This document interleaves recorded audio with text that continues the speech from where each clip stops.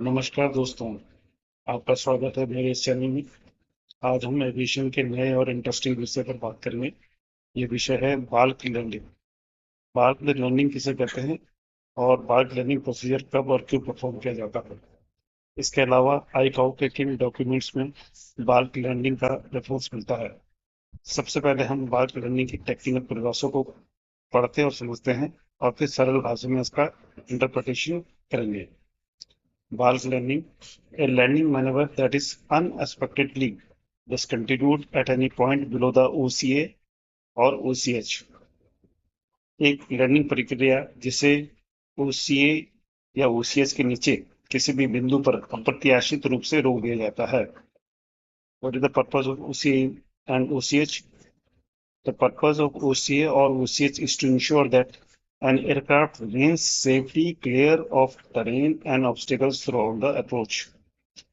OCA या OCS का उद्देश्य है कि एक विमान पूरे लैंडिंग अप्रोच के दौरान बाधाओं से सुरक्षित रूप से क्लियर रहे।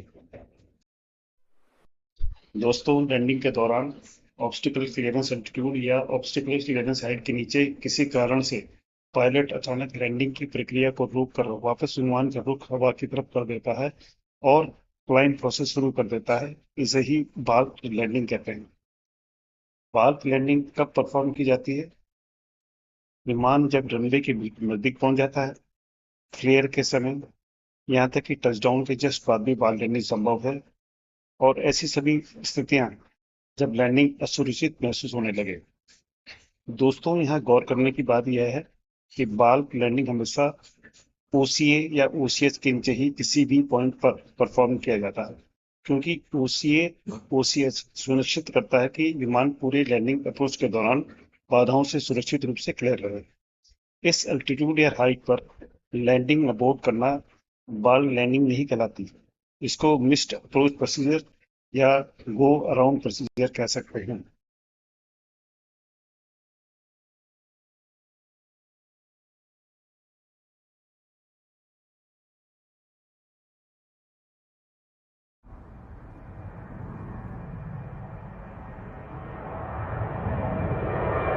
दोस्तों, बाल्क लैंडिंग परफॉर्म करने के कई कारण हो सकते हैं।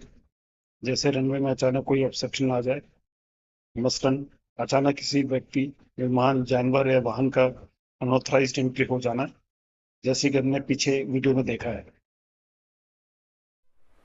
लैंडिंग के दौरान पायलट अनस्टेबल अप्रोच अनुभव कर रहा हूँ, जैसे हाई अप्रोच, लो अप्रोच, फास्ट अप्रोच या स्लो अप्रोच।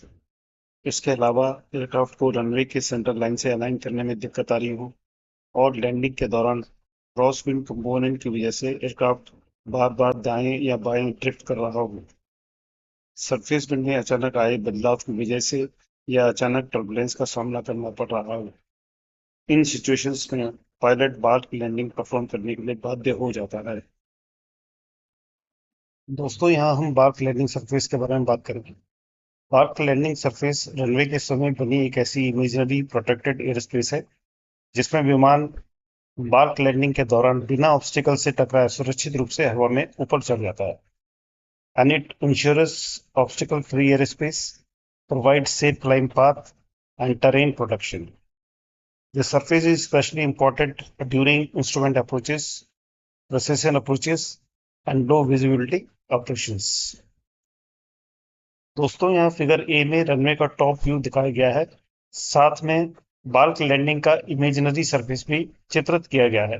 आप देख सकते हैं कि बाल्क लैंडिंग सरफेस का inner as runway centre line के पैरेलल और वर्टिकल है, जो रनवे थ्रेशोल्ड से निर्दिष्ट दूरी से शुरू होते हुए रनवे सतह से दोनों तरफ बाहर की ओर 10% के फैलाव लेते हुए आगे ऊपर की ओर बढ़ रही है। वहीं फिगर बी में रनवे का साइड व्यू दिखाया गया है, जिसमें आप देख सकते हैं कि रनवे थ्रेशोल्ड से निर्दिष्ट दूरी अर्थात 1800 मीटर के बाद बाल्क लैंडिंग सरफेस की शुरुआत होती है, जो रनवे सतह से 3.33% का वर्टिकल स्लोप बनाते हुए इनर हॉरिजॉन्टल सरफेस के इनर सरफेस को टच करते हुए अपनी सीमा निर्धारित कर रही है।